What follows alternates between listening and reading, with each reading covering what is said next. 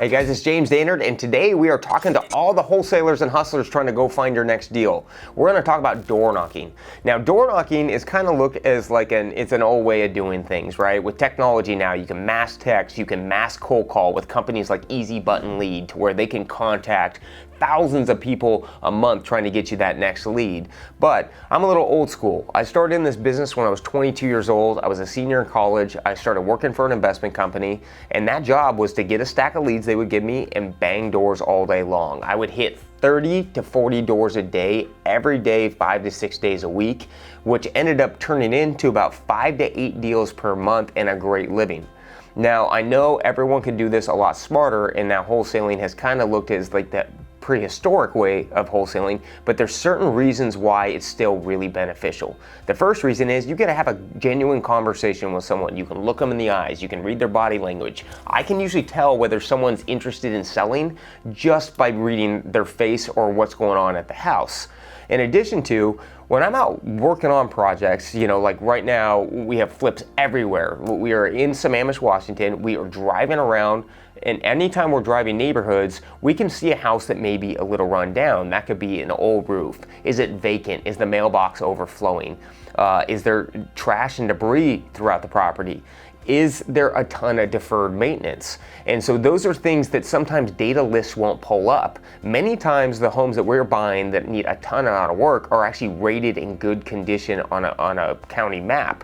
That means that's not going to show up on some of my cold call list or ways that I'm going to market.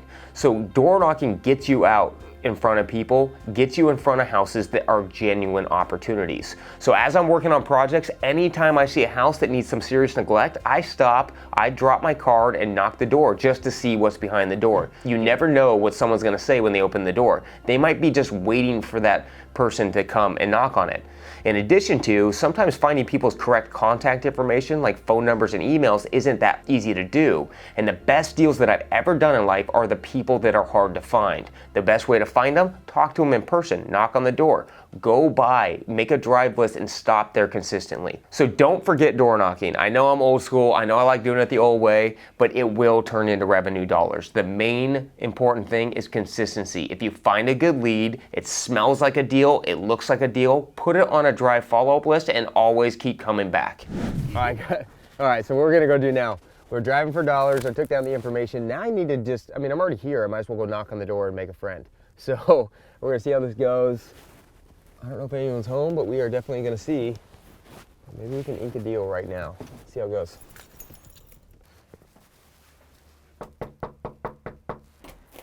Hey, how are you? Good. Hey, I'm James Daynard, and actually we just purchased a couple houses in the area, and we're actually been driving around the neighborhood, and we're trying to get a couple more. So we were just stopping by to see if you guys had any interest in ever looking at an offer. Not right now. Okay, have you guys been thinking about maybe down the road? Down the road, yeah. Do you have a card? Yeah, actually, you know what? I don't know. Let me see. If not, I will write down my info. But yeah, we make it actually really easy. We just get you a number, like our highest and best number right away.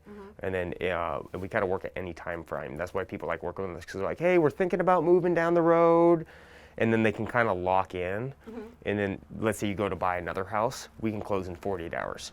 So it makes it to where you can actually get into whatever house you can a lot easier as well. So, and then we buy everything as is. Oh, don't do it, don't do it, don't do it. Yeah, we just, do you know that house around the corner that just burned down? Yes. We bought that one. Oh my gosh, okay. And then I've done a few other ones, and actually I grew up in the area. Oh wow. I went to Eastlake High School and all that. Yeah. Yeah. Okay, awesome. Cool, what was your name? My name is Laura. Laura, is there a number to reach you at?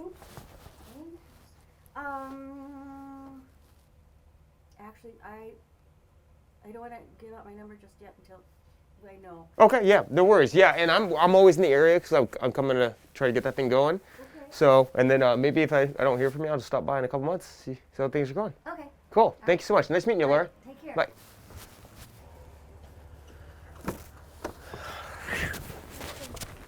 That wasn't a no. So, this is the beautiful part about knocking doors. So we're already gonna be at this house probably 50 times over the next 6 months. If I wasn't coming by her again, I actually, we had a nice little conversation. I said, hey, we're interested in buying homes in the area. Make it very lax because, as of right now, from what I can tell, there's no need to sell besides some deferred maintenance. But just her pause and going, not right now, I could tell that she's been thinking about selling. And if you have a phone call, you're like, oh, not right now, well, let me follow up with you again.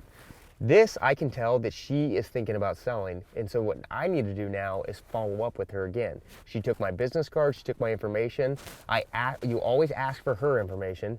She got a little bit hesitant because I know I'm coming back. I just said, hey, well, is it okay if I stop by back in 2 months? And she said, sure. So I can now start engaging, talking to her, building rapport.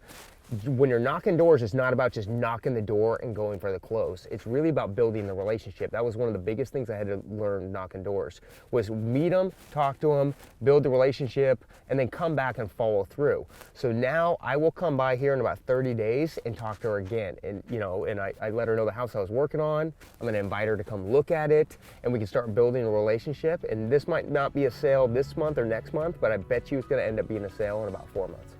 So as you can see, door knocking doesn't always work, right? You're not always just gonna knock that door and get that deal closed right there. But what we saw on that Sammamish property is we're driving around, we're already heading to one of our fix and flip properties. The neighborhood is prestige. We saw a dated roof, so we decided to go talk to that seller. You never know what their financial situation is. That roof could be $50,000 to replace, and they might not have the money to do it, and they'd rather sell and just move on to another property.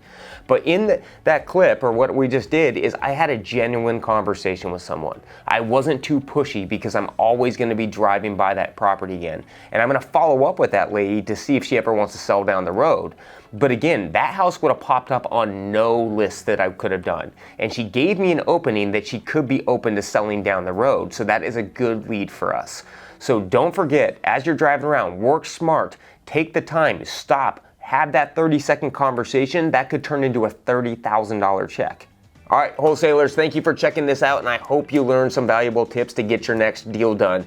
For more information, make sure to check us out on jamesdaner.com, and make sure you like and subscribe below for more free wholesaling videos.